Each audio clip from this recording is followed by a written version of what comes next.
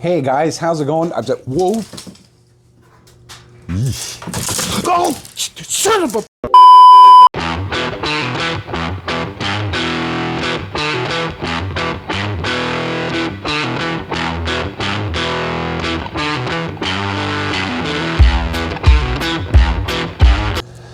Hey guys, welcome back to the channel. Thanks for taking the time to click on the video. As the description states on the title, we are looking at rigging options for the upcoming bass season. You know, it's around that time of year where we always like to go down to wherever we're storing our tackle, wherever we're storing our setups, to see what we need to improve on, what we need to get geared out, and be prepared for the season. Especially if you're going to be fishing, whether you're going to be fishing familiar water, unfamiliar water. There's a lot of different variables that you're going to take into account when you're doing your initial setups. And what I'm doing today in this video, I will try and abridge things so it doesn't run too long. I am going to be going through my setups that you see behind me. I have 12 different setups because I have the luxury of having a ton of rod holders on my kayak. At any given time, I can be running up to 10 rods on my boat. I'd say 90% of the time, I do have those 10 rods, especially if I'm fishing unfamiliar water and I have to break it down quickly. When I'm fishing familiar water and I know what works and what doesn't, generally I'll cut it down to like between 5 and 7 rods. Just so I can switch up quicker. It's not necessarily a race thing. It's more of just being able to switch baits quickly when I really want to. And because of my storage, I have that luxury. Some people do not have that luxury. You do not have to have 12 setups. You do not have to have a whole bunch of things. 2 or 3 rods in your boat. There's absolutely nothing wrong with it, as long as you're looking at the types of rods and what they can do, and hopefully this video will help you out a little bit in that regard. Quick thing, the 6-sack videos will be coming very shortly. There was a delay on the February 6-sack, so I decided to hold on to it. When it finally did arrive, it was almost time for the March one to be sent out, so I just held on to the February one, so the next 6-sack opening is actually going to be a double whammy. And from what I've heard, they're much better than the January one, and by God they better be, because I really wasn't pleased with that January one if you saw that last video.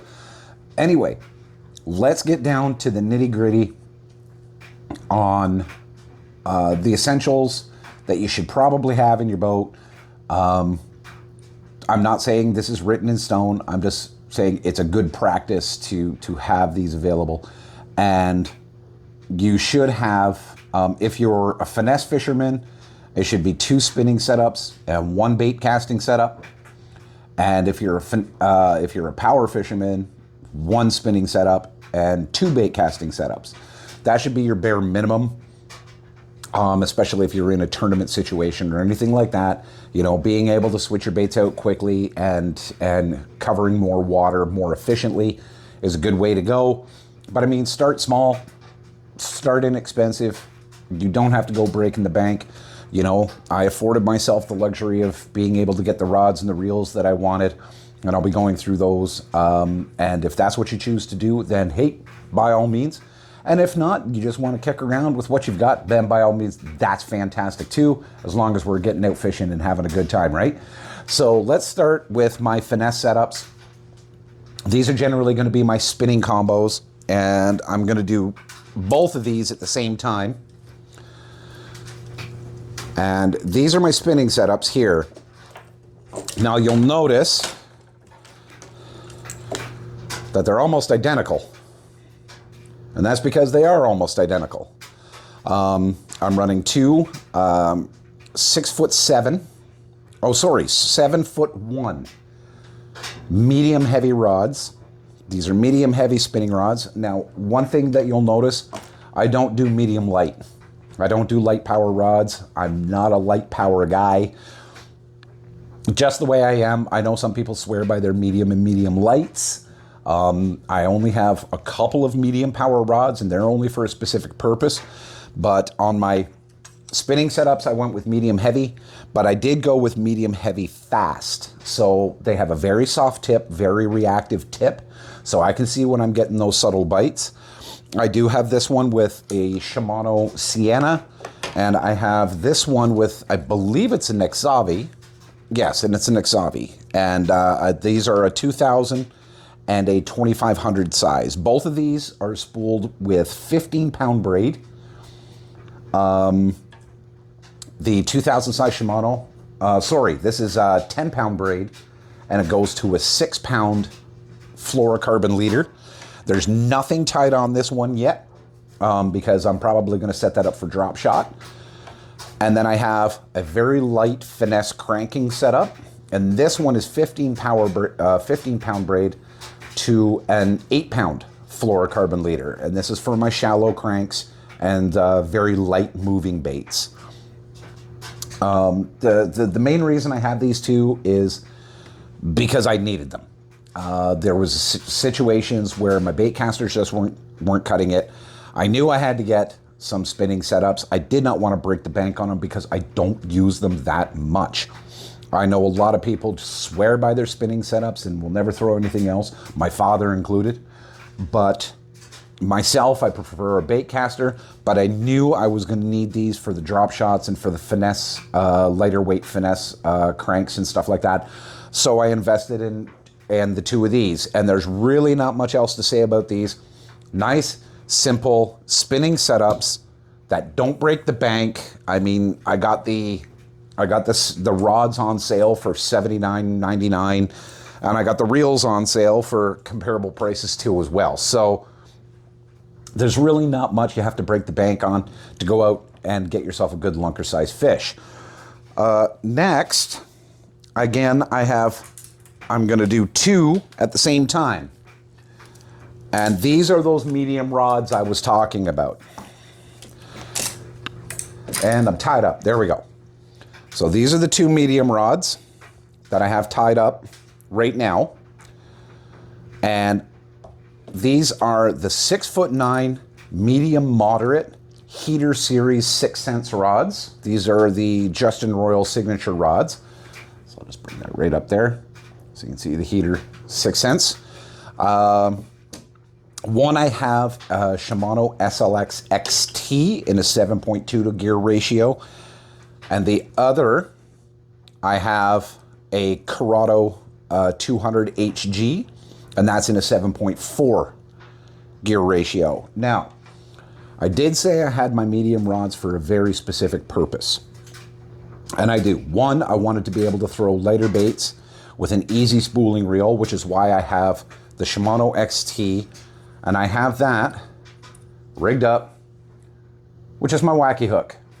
And I've got a little bit of lead wire wrapped around the shank of the hook, just so I can get a little extra sink without having to go with some big wacky weight and blah, blah, blah, blah, blah. You know, I got a little extra sink on the rod. This is spooled with 12-pound fluorocarbon. And you'll notice one thing too as well. I should point this out. You'll never hear me say monofilament in this video. Now, I know there's people that just swear by their mono, and you know, when you're going big game fish hunting and stuff like that, a mono is a good way to go. But for the purposes and for the way that I fish, because I'm covering a lot of water and a majority of my baits require a certain amount of sink ratio, I want to make sure that I don't have floating line, and which is why I have the other 6'9" medium hooked up with my jerk bait. This is a 6 cents hyper jerk, lipless jerk bait, and this is on 15-pound fluorocarbon, because fluorocarbon sinks, and I do not want to sail this 60 yards away from me and work trying to get my jerkbait down to depth, but I've got 60 yards of monofilament buoyancy trying to pull my bait back up to the surface. I'm always going to run fluorocarbon. I always run cranks. I always run jigs. I always run jerk baits. I'm not going to limit my depth by using floating line. The reason that I have the 6.9 medium for my jerk baits is very, very simple. The bend in the rod. I don't need a lot of power to pin these fish. The parabolic bend on the rod is going to do that on its own. A shorter, softer rod is going to be much easier on your wrist throughout the day if you're just working a jerkbait all day. You know, using a medium heavy or a heavy on a jerkbait, you're generally looking at 7 to 7.5 foot long rods. You're just burning your muscles by the time you get an hour into fishing. Your wrist is killing you, your hands are killing you. I can sit and work this jerkbait rod all day. And the great thing about it too as well is I can take this off and I can throw on a topwater spook, the exposed treble spook or walking bait, and same thing. I can just sit there and walk that thing all over the lake, cover a whole ton of water, and never have to worry about muscle burnout in my forearms, my wrists, or my hands. And that's the reason I went with the 6.9 medium. I went with the 7:4 ratio so that I could cover the water faster. I'm not necessarily just burning it in. I'm still taking my time and making sure that I cover all the water that I cast into, but I do want to make sure that I can get it in should I need to. So those are the medium setups. I'm just waiting for all of these to fall down like the intro. You just wait. You just wait. Now, the next rod I'm bringing out is, now we're going to start getting into the heavier rods. This is the 6'11" medium heavy, moderate fast. I believe this is the Lux series. Is it the Lux? Yeah, this is the Lux by 6 cents. And you'll notice that I have a walking bait tied on there. And I just sat here and told you, hey, if you're going to be running walking baits, you should probably use a medium power rod so you don't burn out your wrists. The problem is this year I am trying out the new line of snag-proof, soft body walking baits. And you'll notice, you see the hooks? It's a weedless bait, which means you can cast this into areas where you never thought you were going to cast a walking bait in your life. This you can throw right directly onto weed mats. You can throw it directly through pads. All of the areas that you could never go with the exposed trebles of a walking bait, this is going to find the fish. Now, I knew that by going into those really heavy weeded areas, if I get a strike and stuff like that, I'm going to have to not only fight the fish, but I'm probably going to have to fight the weeds as well, which is why I upsized to a medium heavy rod. Now, I know I'm going to get a little bit of burnout on my wrists, but I plan on working this a little slower than a traditional walking bait, so I can probably eliminate a little bit of that. Plus, I did keep the rod length below 7 feet, so I'm not going to have that extra length to work with. The other great thing about this is you can throw your crawling baits, topwater poppers. You can throw on the whopper ploppers. You can throw up pretty much anything on a mid-sized, medium heavy rod. So this is kind of like a workhorse. That, again, this is on a Shimano SLX XT in 7:2-to-1 ratio. So I've got enough hog and power to get the fish out from underneath the reeds, anything like that that I might encounter. Going up a notch, we have my mid-size crank setup. This is for my cranks that are going to run anywhere between 3 feet to 9 feet, I would say. I probably wouldn't want to go any deeper than that. This is the Milliken Series MFR rod, 7-foot, medium heavy fast. So again, I've got that little bit more of a sensitive tip so I can feel the difference between if I'm bouncing off of cover or whether it's an actual strike from a fish. Again, this has a Shimano SLX XT in 7:2-to-1 ratio. And this is basically, this is your go-to rod. This is just a go-to rod. I've got it strung with 15-pound fluorocarbon so that I can keep those cranks down into the water, but I can throw pretty much anything I want on this rod.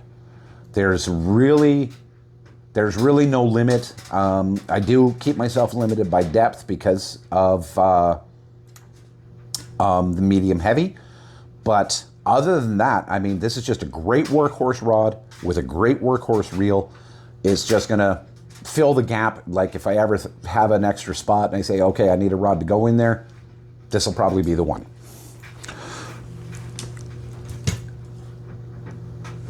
Next, we've got the 7'2" medium heavy Mod Fast Heater Series. This is my other workhorse rod, but this one's a little bit bigger. It's 2 inches bigger, and this is also a moderate fast again. It's not as sensitive as that 7-foot, but I don't really need it to be. I need the extra stiffness because this is what I'm throwing my swim jigs, my swim baits, my keel weighted swim baits. As you can see, I got one tied on right now, and chatterbaits. This is basically for my jig style swim baits and larger profile plastics. The reason I wanted a little bit of the stiffer rod is because I really wanted to lean into the fish when they strike the bait. I wanted to make sure it still had that fast feel, but I wanted a little more backbone just so I could lean into the fish a little bit. The extra length gives me that, and the fact that it's a moderate fast, not a fast, it gives me a little bit more of a stiffer tip so that I can set the hook a little more efficiently. I'm running this with a Curado 200. Again, a Curado 200 HG in a 7.4 to gear ratio. Now you'll notice too as well, I don't run anything less than a 7:2 ratio. I know a lot of people have like the 6.5s or the 6.3s, and they're like, okay, that's my cranking, that's my thing. I just find I like the fact that I have the 7.2s because I can get the bait back to the boat quicker when I need to. But if I need to slow down the bait, I can just slow it down. I mean, I don't have to reel at 7.2. I can reel at a 6.3 rate. It's much easier to slow down your retrieve than it is to speed it up. And trying to hog in a bait with a 6-gear ratio reel, you know, you're still taking your time, and those are precious seconds that I could be casting again and capitalizing on a bite window that might not be there. So that's why I went with the 7.2. Very, very simple rod, very reliable reel, and I have this with 16-pound fluorocarbon. Again, sinking line. Over on this side is where we get into the rods that I really enjoy using. And this is a double whammy as well. These are probably my favorite rods to run. Absolutely 100% my favorite rods to run. Both of these are running Curado 200 HGs. In the one's in a 7.4, and this one is actually this one is not a Curado 200 HG. This one is the Curado 200 HG, and I have the new Speedwake, the new Snag-Proof Zoo Wake on here. This is a topwater frog style wake bait that I've been really excited to use. Remember going back to the Spook, but these were really interesting. They just got released. I picked up a few at the boat show, the Ottawa Boat Show, because I wasn't able to make it to CanCast this year due to the weather, but I did manage to get a hold of a few of these. You'll notice ivory belly, greenback. This is just a phenomenal, phenomenal bait. And this is on the 200 HG in the 7:4 to 1 ratio so that I can burn it across the top or I can work it like a frog. This is 50-pound Power Pro Spectra. And again, this is that 610 heavy, fast Vega rod. So this is by 6 Sense. And when I heard they had a 610 heavy, fast rod, I had to get more than one. These are a phenomenal, phenomenal rod for the price. I think it was $140 US, so about $175. But I use these religiously. The 6'10" size is perfect for the kayak, but these can handle 40 to 80 pound braid and 1/4 to 1 ounce baits. For a rod of this size to handle baits that big, it's incredible. It's absolutely incredible. And having these at my disposal is phenomenal. The second Vega rod I have hooked up, this is my frog rod. Straight up. And this has the new 6 Sense Hush Frog on there that I can't wait to use.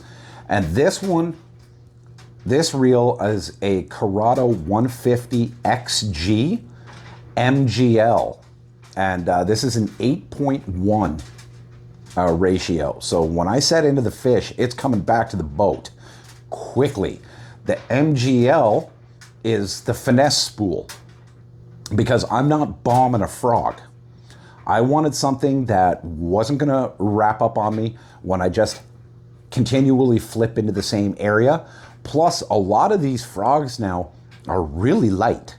They're not really big, beefy frogs of old. You know, this thing is, I think this frog is a 1/4 ounce. It's like a 1/4 ounce or 3/8 of an ounce. It's not a heavy frog. And when you have something like this on 50-pound braid, you want to make sure that you're not picking your line out while a fish blows up on your frog. So I invested in the Shimano 150 XG MGL just to solve that, make sure that I was casting without any issues and making sure that the frog was going to be where I needed it to, when I needed it to. So again, 50-pound braid, Power Pro Spectra, and these are probably my 2 favorite rods in my entire arsenal. I absolutely love them.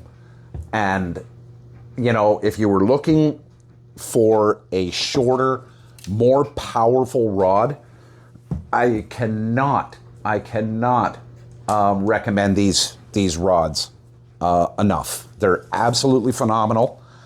And I think I'm losing my rods on this side, but that's all right. The curtain caught them. Good times. The next 2 that I have are, this is where I'm getting into my longer rods. And the next 2 that I have are the 7-foot heavy fast 6 Sense Response Series rods. Again, I have a 50-pound braid set up. This is the multicolored braid. It changes color every 10 yards. So the reason I put the multicolored braid on this one is because I'm running all of my surface top waters, my large profile surface top waters like the Speedway here. I'm running it on this this colored braid so I can actually see how far I'm actually getting out there. I know if the color changes 5 times on a cast, I know I'm going at least 50 yards away from the kayak. The other great thing about that is a lot of these wake baits and stuff like that, you want to get as close to shore as you can or close to that piece of of cover or of terrain as possible without casting it onto shore.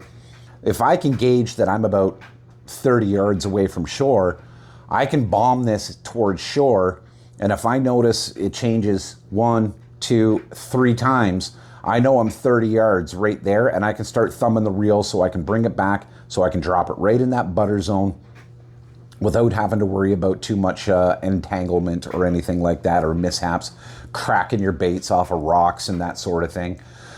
This is on a Shimano SLX XT 150 again, and this is a 7.2 to gear ratio. I don't need it to go any faster than that, and I can always slow it down if I find that I'm getting some strikes on there. The other 7-foot heavy is I'm running the a very similar reel here, but it's not quite. This is a Shimano SLX XT, but this is the XG. This is an 8:2-to-1 ratio, and you'll notice I have 20-pound fluorocarbon on this. Well, why do I have 20-pound fluorocarbon on an 8.2-to-1 reel? Well, generally, I'm going to be using this for my shaky heads. I'm going to be using this for mid-sized jigs. I'm going to be using this for a lot of different things. And a lot of people are like, well, you shouldn't be doing that. You should be using braid on those. I don't like using braid on a shaky head. You know, I don't like using braid on stuff like that. I can also set this up for a Carolina rig. I can set this up for a lot of different things. And the reason I have the 8.2-to-1 reel on there is if I set into something with a shaky head and stuff like that, I don't want it screwing around. Because shaky heads, bigger size hooks, stuff like that, they can be spit rather easily. All they have to do is go across the wrong piece of cover, bash off a rock, anything, and knock the hook loose, and that's it. So I put the 8.2-to-1 reel on there so that I can get that fish up and out of the way of obstructions when I'm fighting it in open water to ensure that I get it back into the boat. I have just found that this works for me. A lot of people will still say, you know, you got to be running braid, you got to be running this. You got to do what you want to do, okay? You may lose a fish. Okay, I may catch more fish because they're not seeing that big braided line attached to that shaky head. They just see a big dancing worm. You know, fluorocarbon underwater is invisible. So I may end up getting more strikes than the person that has a big chunk of braid hanging off of their jig. You never know. But that's my idea on the setup. I like the setup. It casts well. It works well. That's what I'm going with on this one. Like I said, guys, none of this stuff is written in stone. You know, do what you want to do and have fun doing it, okay? That's the most important thing. And lastly, but certainly not least, this is the biggest rod I have in my arsenal right now. And I don't think I'll ever go any bigger than this, because even this I had to convince myself to get. And this is the 7-foot 5-inch extra heavy fast rod. And this will handle baits of up to 2.5 ounces. This is a broomstick of a rod. And you'll notice what's tied on. I've got a 6-inch glide bait tied onto it right now. This will handle up to an 11-inch glide bait, which I have, by the way, and you will see it in a video this summer. I have 9-inch glides, I have 11-inch glides, I have the 11.5-inch Spro Rat 70, like the big giant rat. I've got a Whopper Plopper the size of your forearm. I mean, there's a lot of big baits out there. This is spooled with 25-pound fluorocarbon. And I'll be honest with you, it took me forever to find this fluorocarbon locally. But I finally found a place that had it, and as soon as I saw it, I just bought it. Oh, if anyone is interested, my braid is almost exclusively Seaguar, or sorry, not Seaguar, Power Pro Spectra, with the exception of the multicolored braid that is Reaction Tackle, and all of my fluorocarbon is Seaguar. The Seaguar, either Red Label, the Invisex, or the Basics. I tried the Basics last year, really good, affordable line, and casts well, very smooth, good strength, good abrasion resistance, highly recommend it. So this is the big bait rod. This is the one that's gonna hog in the dogs. This is gonna, I'm not going after panfish with this. This is strictly for throwing very large, very obnoxious baits. And if anyone who knows me and from my past videos, you guys know I love throwing these big giant baits around, because when you get hit on a big bait like this, holy cow, that just changes your whole outlook. You just want to throw these big baits all the time, because when they connect with something like this or bigger, they commit. They just crush this, because they want to kill it as quickly as they can so that they can eat it. So they just absolutely assault these baits when they hit, which is why I'm running the 25-pound fluorocarbon. A lot of times I will run a leader too. If I'm in a lake that is known for pike and muskie, I will put a steel leader on here, because I don't feel like losing $100 baits because I didn't put a leader on. You know, this is a rod that can do it. And again, running on a Shimano SLX XT 150 and a 7.2 to gear ratio. You can't go wrong. It's super fun. If you haven't thrown big baits around, I highly recommend you give it a try, because it's super cool. So that's my setups for the year. That's what I'm starting with. Now that's probably going to change 5, 6, 7, 8 times throughout the summer. I'm going to find that a certain technique isn't working on that rod. I'm going to have to switch to something else. Maybe I need a little more length on my swim bait rod, so I'm going to go up to, the 7'4", or I'm going to go up to, the 7'2", and make sure that I'm really setting in to those fish. Maybe my finesse setup isn't working, and I need to maybe look into doing a power shot on my wacky rig. There's going to be tons and tons of different variations and different things. But ultimately, it comes down to you. It comes down to what you want to do and how you want to fish. Okay? Like I said, I'm a power fisherman. All of my stuff is generally sinking, and I try and cover as much water as possible. Whereas some people, finesse fishermen, they're going to stay closer to the areas that they know, and they're just going to casually work that bait until they get the strike that they want. There is no wrong way to fish. Don't ever let anyone tell you that you're doing something wrong, because chances are they did the same thing when they first started too.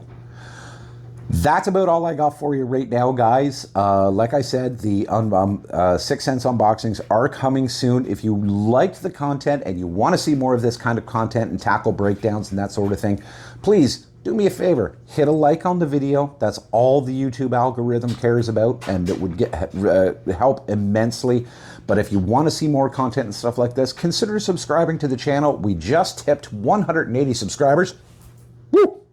Which is really awesome, and I thank you so much for joining in. And that's about it. So until the next time, guys, keep your heads above the water.